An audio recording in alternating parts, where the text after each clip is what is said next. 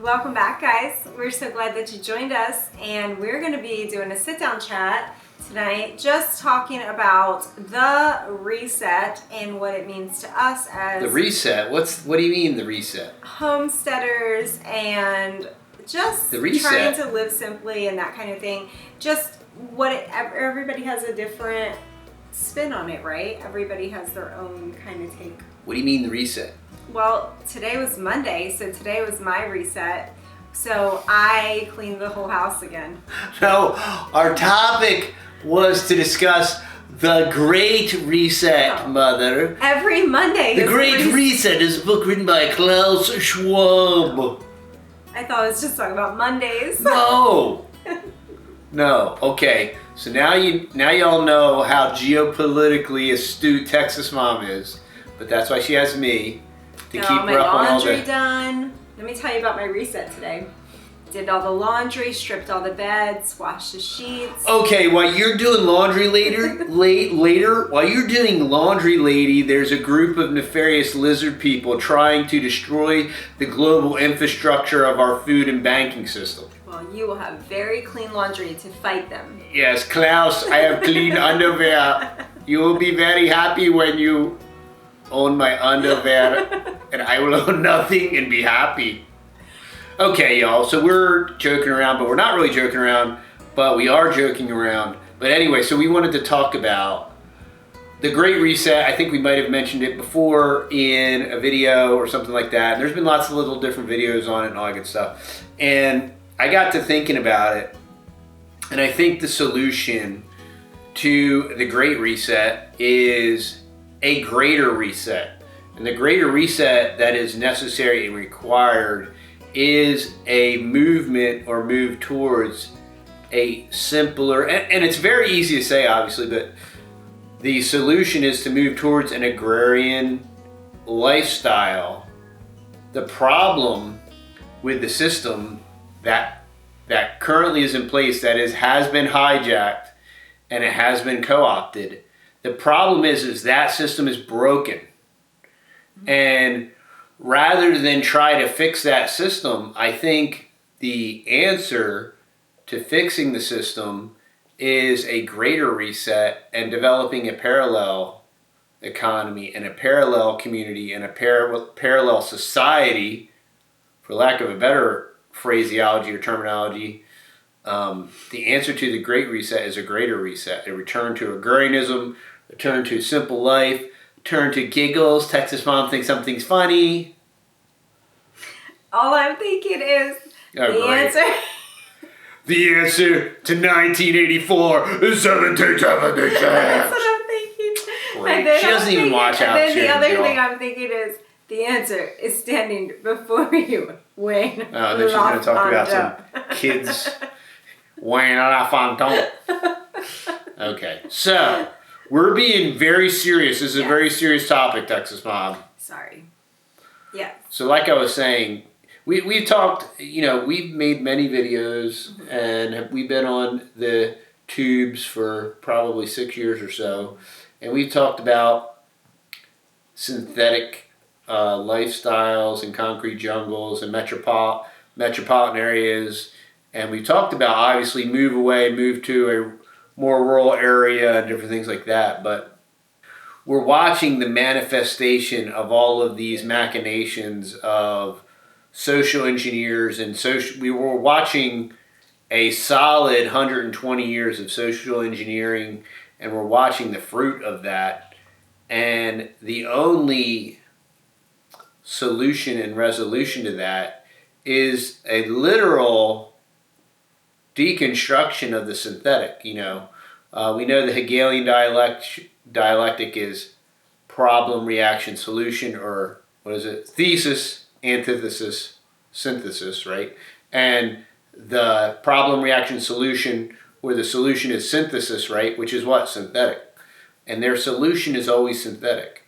And the answer and the truth is organic and natural, whether it comes to food, whether it comes to creation and God, and recognizing the Creator who created you and created our food and created all these things to live and to work together in harmony and all these different things.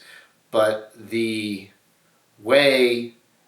answer to the Great Reset is a greater reset and a return to sound money principles. What's that? Debt-free living. That's a non-debt-based economy. That's a cash or barter-based economy. We don't have to even have a cash. If we have a store of value, whether it's any type of food, any type of store of value, we can trade these things.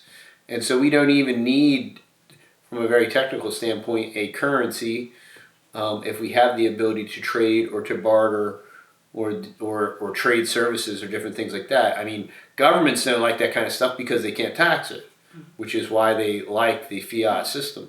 But that's the solution. I don't think there's not a political solution. The political game has been over for a very long time. The political game has been hijacked. They're two wings of the same foul bird. They're the same dudes. They're just slightly different flavor. So I see a lot of this people coming back from I guess how do I want to say it?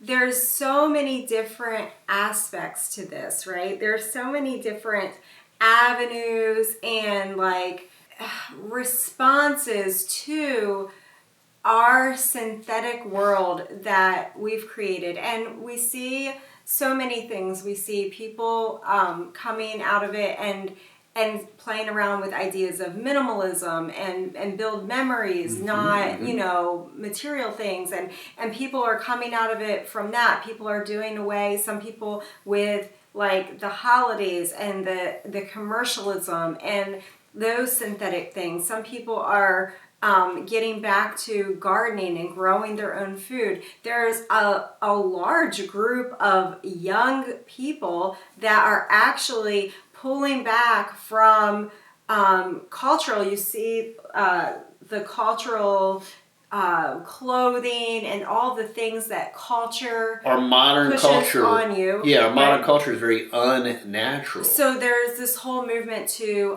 slow, I forget what it's called now, but it's like instead of your market, what is it? I'm trying to think. Oh, slow fashion, right? Where instead of going and buying whatever trend is in this week at whatever name brand store, instead you're purposefully selecting these timeless, right? These wardrobes, capsule wardrobes, right? Being really purposeful and mindful about your clothing, and you're getting things that were like ethically made, and they're not like, there's so many different movements to that. And then there's also a large group of young people that I see that are pulling away even culturally from all of the things that we've been told and lied to about with our cultural norms and how they've changed in the last 50 years dramatically. Social engineering. And there are people that are not Christian at all, but they are going back and they live almost their everyday life. Some of them, yes, their everyday life in clothing or wardrobes or character almost for some of these people from, say, 100 years ago or 50 years ago or whatever. They're taking these moments in time and they're focusing on them and saying, I want to model my life after this. And a lot of it is women, a lot of it is young women. And because you feel like you've been stolen and you've been robbed from, the culture has robbed us of, what it means to be male and female. That, we don't even have that anymore. Easy, watch it. We don't No, have that. of course not. You talk about a reset. It's called the deconstruction of Western society. We have no gender, we have no race, we have no anything. It's just all whatever we identify as, and that's it. So it's no just truth. We don't even have a species anymore. It's just whatever you... It's a postmodern, post-truth world. Right. So there's this movement of young people that I see, and not all of them do all of those things, but there's people that are playing around with these different concepts of, it might not be homesteading, or it might not be cooking from scratch, but it's like these different portions of society or culture that needs to be real. It's, you know, we had the counterculture movement in the 60s and 70s, you know, and and that was all this more synthetic, you know, the counterculture. And now the reaction to the social planning, instead of going with the counterculture, is to literally go against the synthetic culture to try to regain or realize a real culture, a natural culture, especially once you recognize that people don't even know what gender they are. Like, Right. there really needs to be a Right. much greater reset when you think about it. And I think the thing is, like in our home and with our family, what we've done is we've created our own family culture, our own culture within our family that says this is who we are as a family. We homestead, we garden, we grow our food, we eat healthy, we're Christians, we're conservative, we're patriarchal in our home.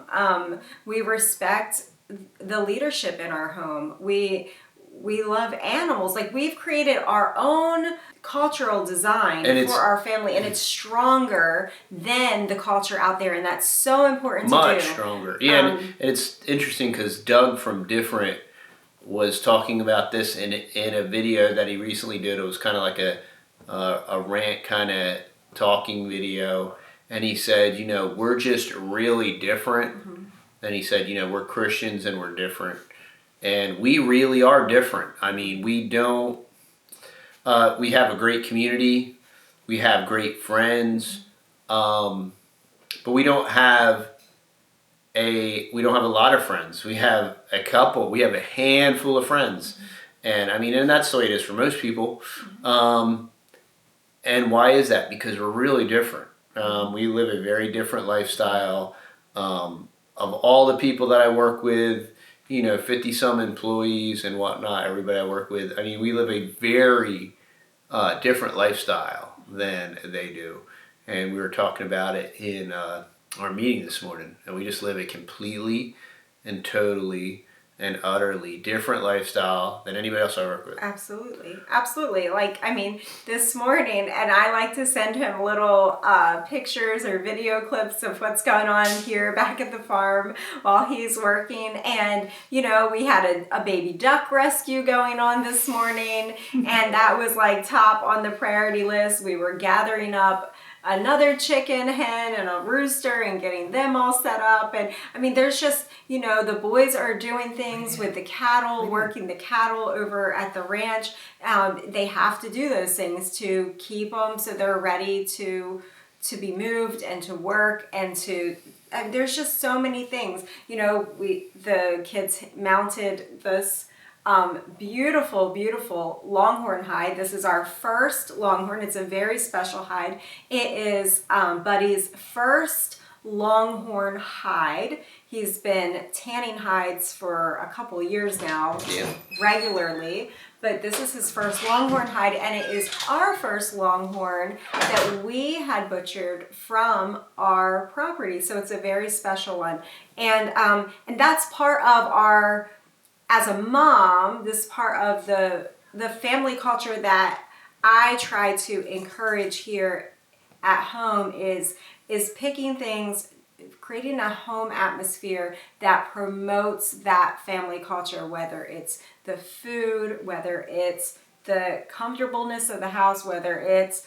the scriptures that are written around the house, or just whatever that is. I'm responsible for setting the mood for the house and setting up that, whatever that's going to be to promote that family culture. And it's so important. That's what we were talking about today in our meeting about, you know, something positive and whatnot. And I brought up a picture of the cedar redneck hot tub that You all haven't seen James yet. built. You haven't seen it yet. And it's fascinating. I was very thankful that we live this very different life, and our children have the liberty and the wherewithal and the means and the capability of creating an idea, and then are given the latitude, and whether they're using their own funds or whether they're using their sawmill or all these different tools that they've acquired, or whether they're using their checking accounts to purchase the materials and all these different things.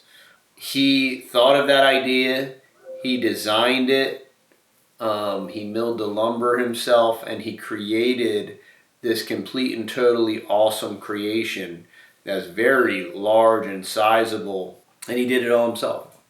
Literally did it all himself, all by himself, and it's his.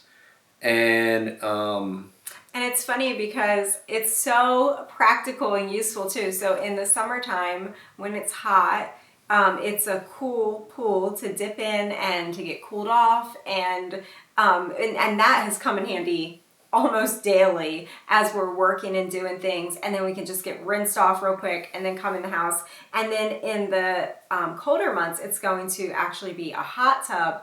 And it's funny because I was out there the other night and the stars were out and the moon was out, and this isn't the only night that we've been out there, and it was me and little Miss Grace, and she was just like, this is the best night ever, and the lights are on in the chicken coop, and we try to just make it special. We got lights in the garden this year, we got lights in the chicken coops, and it's just this I don't want to say magical, but I do try to create that for the kids, for their memories of their childhood, that this is a really special place. Yeah. Where they're growing up is a really special place, and I want them to have good memories so that they can make special memories for their children too. And as we were swimming around in that pool, me and Grace, I'm thinking, and we're looking at the stars and talking, and she was saying how much fun it was, and I said, I'm thinking, we could be anywhere right now. Like, our lifestyle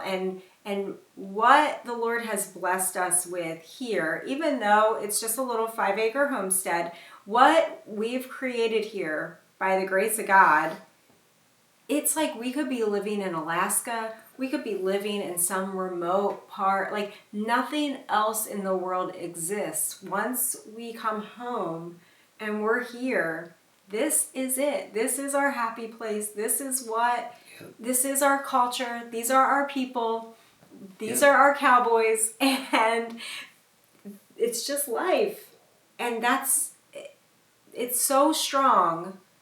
I mean, the Lord holds it together. Yeah. The Lord is the glue that holds all of that together for all of us. That's all part of the greater reset. Is there needs to be a return to the fabric, what some would say is gravity. My take on gravity is, it's going to be kind of deep for some of y'all, but gravity is the spoken word of God, I believe.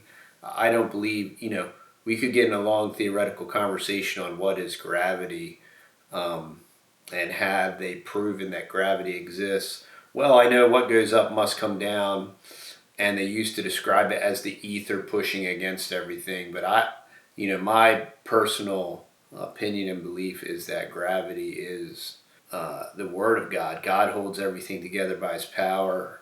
He spoke everything into existence. And I believe that gravity is the scientific visibility, for the lack of a better term, is the part of the experiential part of God's power. And we have to recognize God. One, we have to praise God because he's God. And we have to be thankful to him because he blessed us and he gave us all this stuff. The more we hate him and rage against him and hate the created order and hate the way we were designed and hate the way we were born, however we were genetically born, and as long as we hate that, and as long as we despise it, and as long as we loathe it, and as long as we want it to be different, we will have the Great Reset, and we will have civil implosion, and we will have the systematic demolition of Western society. And the only way to war against that, the only way to battle against that, is a return to normalcy, a return to reality, a return to truth. What is truth? Thy word is truth. That's truth. And the only way that we can counteract the Great Reset is a greater reset to absolute truth. And there is absolute truth. And absolutely, Texas Mom says. So that's my thoughts on this whole Great Reset thing. And the beauty of a return to an absolute truth is that you can do it immediately. It's not a process. There aren't steps. Now to return to an agrarian lifestyle and cultural and, patriarchal led home and all those different things, that all takes time, so to speak. But it is something that you can create in your home, in your family, right now. Like, we do see people that, you can live in a neighborhood, you can live in right where you're at, and you can you can garden your whole backyard. I see people that just, their whole backyard is a garden, and they homeschool, and they spend time out there with their kids, and they do things, and they go for walks, and they go on nature hikes, and they forage for things, and they can things, and they eat simply. And you can start where you're at, and if you're faithful with those little things, the Lord has a way of blessing you and growing you. Yeah, you gotta stop eating Cheetos and McDonald's and stuff. You can't keep eating that stuff, y'all. Look, you're gonna be judged for what you eat. You just are. It's unescapable. You already are. You eat that junk every day. Everybody knows it. Everybody can tell by looking at you. It's just an absolute unescapable fact. And, it's unfortunate. But you cannot keep eating that garbage and putting it into your body.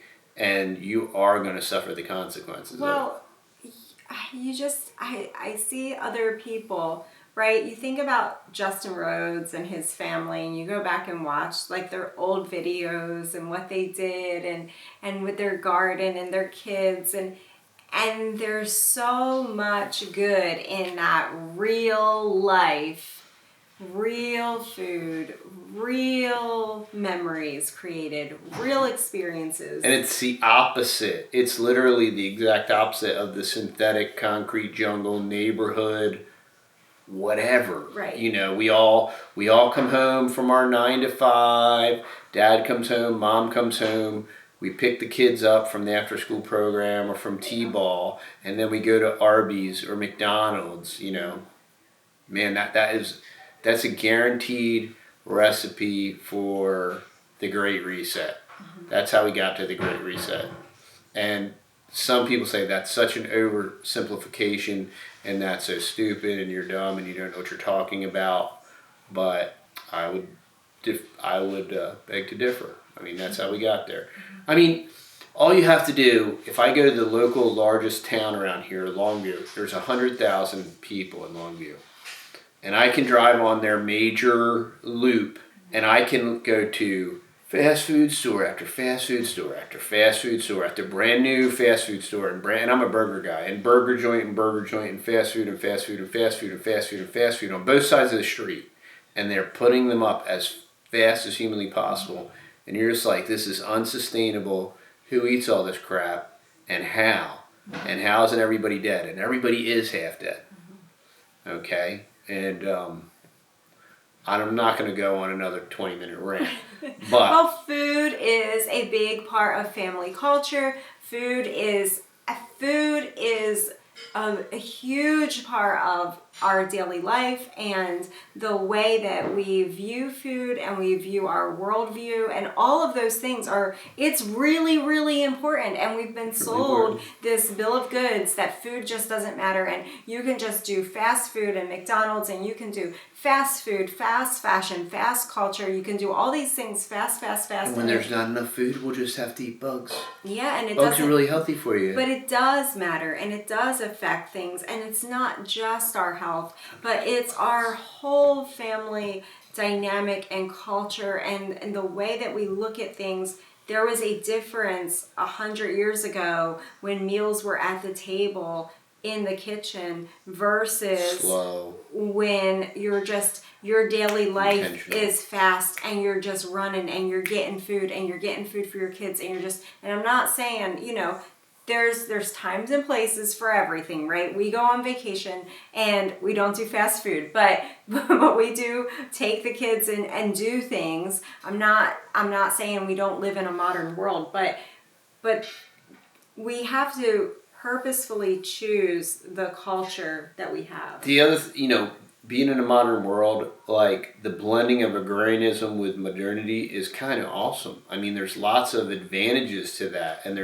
I think of the internet and I think of the ability to find information instantaneously. Absolutely. Before when you would have a garden pest, it would just be like, oh, I'll crack open the encyclopedia on this bookshelf. You can immediately search for things, you can find videos, you can find answers, you can find solutions, and you can instantly order them. You can have them within 2 or 3 days. Technology, if used for good, is not necessarily a bad thing. They're trying to set that up on that one too, but there's a lot, using technology with agrarianism is a win-win, and it can make it more beneficial, more profitable, and more exponentially, it can make it multiply, Absolutely. And that's just like us making this video and putting it out there. I mean, that's all we're doing is we're utilizing this technology to encourage, to share information, to try to help someone else. And if we can just help one other person make a halfway decent decision, and the impact that can have on one family or, a family of 10 or whatever, or a family of 1, to just affect one person and to help them. Absolutely. It's huge. And, we've been encouraged a lot along the way, and a lot of people have helped us. And, that's all we're trying to do. We're obviously not trying to make a bunch of money here on the tubes because, unless... But we want people to, we enjoy our life and we enjoy what the Lord has blessed us with. And there's so much abundance in it. And we just want to share some of that experience because it is encouraging. And we hear from different people and friends, like, I'm just struggling just to get through every single day. And my child is struggling. And it doesn't have to be like that. And we did all the neighborhood and the 9 to 5, we did all that. We did the dual income and all that stuff. We did all that. And it doesn't work. And to continue to do it and just expect a different result is literally the definition of insanity. And we watch people go insane and they say, how? Look, and the reality is some people aren't willing to make the changes and the sacrifices that are necessary. But it's very much like the person that's morbidly obese and they eat themselves to death. They can't eat. It's like the guy with the heart attack that refuses to change his diet. And why do they say, the reason that people benefit from a heart attack is because it shakes them and wakes them up. And then they know, hey, I can't eat like that anymore. You know what I mean? And this is the same thing. And this whole Klaus Schwab and the Great Reset, it's like, all this social engineering that's been going on behind the scenes for like the last 100 years, like Bilderberg is like this big tinfoil hat club. Well, now it's just like, oh yeah, well, they had Bilderberg last week. It was great. And all these technocrats were there, and all these heads of states were there, and the head of the CIA was there, and all these capitalists, crony capitalists, and DARPA was there, and the military industrial complex was there. But it's good. Don't worry. It's all going to be great. Yeah. And that's what I'm talking about, the Greater Reset, parallel economy, parallel community, parallel society, parallel, borderline perpendicular. But it's just, we cannot continue to do the same thing and expect a different result. So we have to come together as a family. We have to come together as a community. We have to localize. We have to decentralize, right? Every solution to any of our problems is a decentralized solution. And the only way we can decentralize is it has to be on the community level. And I think that if the Lord puts this in your heart, that to make these or in your mind to make these changes, right? To start to grow your own food and unplug from society and all of the cultural pressures that are being forced upon us. And you say, no, wait a minute. Like, I remember my grandparents, and it doesn't have to be like this. And they had a really blessed and peaceful life. And I want some aspects of that. And you start to pursue that. The Lord has a way of putting people around you, putting people in your life that are like-minded, and it's just amazing how that is. And they might not be like-minded in every single thing. The people here in our community, I mean, we're all differently like-minded in different things, but it's just amazing that, I mean, there is this peace and there is this camaraderie when the Lord puts you where He wants you to be. And there's just, I don't know, it's just hard to explain, I guess. I was just thinking of the situation tonight when I was talking to the person that I've never even met before, and we're going to buy some cows from him. And there's just, I don't know him, but I just said a couple things and he was like amen and on the phone. And I'm just like, there is this common sense when you are agrarian, when you are still taking care of your land and your animals, there is this reality-based common sense. Yeah. That we don't have to be the same in everything, but we can all just say, oh, okay, well, this is real and that is not, Yeah. So that's a good place to start. And that's a perfect place to finish. Okay. So I hope this helps. I hope it makes sense. You have to change. Okay? You know what you have to do? Change. We've made it this far. Guess what? We have a lot of changing left to do. I mean, we're going to continue to change. We're going to continue to try, fail, adjust. We're going to continue to do more. We're going to continue to grow more. We're going to continue to learn more. We're going to continue to expand. We're going to continue to stretch ourselves to do more, to learn more skills, to apply more skills, to grow more food, to build more things. What's the point of all? What's the point of all of it if we're not going to do that? If to just set the example for our children and for the next generation to do more. To whom much is given, much shall be required. You aren't given much to squander it. You aren't given much to get all you can and sit on the can. You know what I mean? Get all you can all you get, and sit on the can. It doesn't work like that. And that's all part of the process of life. And that's what we're doing. So it's time to wake up. And it's time to do. And it's time to don't ask questions. Time for questions.